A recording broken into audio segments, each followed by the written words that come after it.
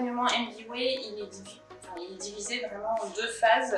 Il y a la phase accompagnement d'étudiants, c'est-à-dire qu'une fois l'étudiant admis au sein d'une formation, on l'accompagne donc dans la partie recrutement, CV, lettres de motivation, grâce à des ateliers individuels ou collectifs, dans le cadre de du coup, trouver une entreprise pour exercer l'alternance.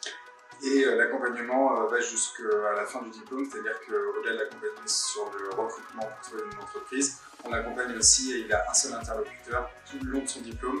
On fait le suivi avec son entreprise pour savoir si c'est en accord avec le diplôme. On voit aussi par rapport au mémoire et jusqu'au diplôme.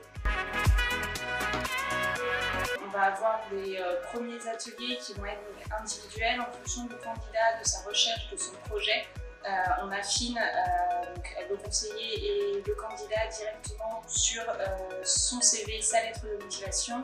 On peut être amené également à faire des simulations d'entretien et il y a également donc, des ateliers collectifs. Là, l'idée c'est qu'on partage les bonnes pratiques de tout le monde, on mélange toutes les promotions, c'est-à-dire qu'on va avoir dans les ateliers collectifs des personnes qui vont être inscrites pour le master en communication, d'autres pour le RH, etc. Chacun partage un petit peu ses idées, on a différentes thématiques aussi pour les ateliers et on en fait toute l'année. Un atelier qui marche bien et qu'on fait tout au long de l'année, c'est se présenter en 3 minutes. C'est une question qui va tomber dans tous les entretiens d'embauche, à la fois par téléphone, en visio ou en physique.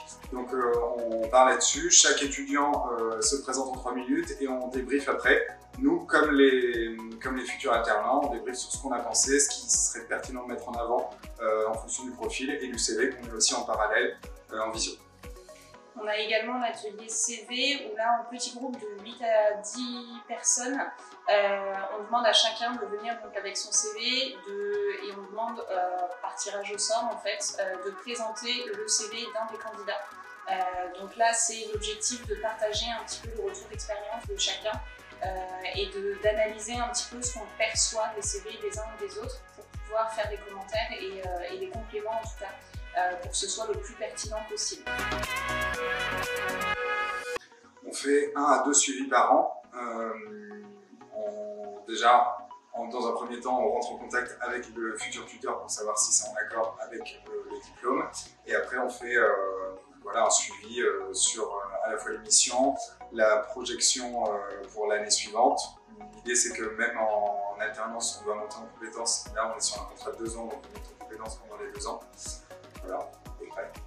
Oui, et lors de ces suivis, on fait aussi le point sur forcément la partie pédagogique, c'est-à-dire tous les challenges et les business games qu'ils peuvent avoir au sein de l'école, et également tout ce qui va être mémoire, qui est en lien vraiment inhérent avec un projet d'entreprise. On a Catherine aussi qui est coordinatrice pédagogique de l'établissement qui fait le lien entre nos retours entreprises, les retours étudiants, comment ça se passe en cours, etc. L'idée c'est qu'on a vraiment un accompagnement personnalisé. Alors, on fait de la visio pas mal. Hein. On fait pas mal de visio, effectivement, on s'adapte par rapport au contexte, donc on va mettre en place tout ce qui va être IJPO, donc au niveau national mais également au niveau local pour que les étudiants puissent aussi se rendre compte un petit peu de comment ça se passe sur le campus à Nantes.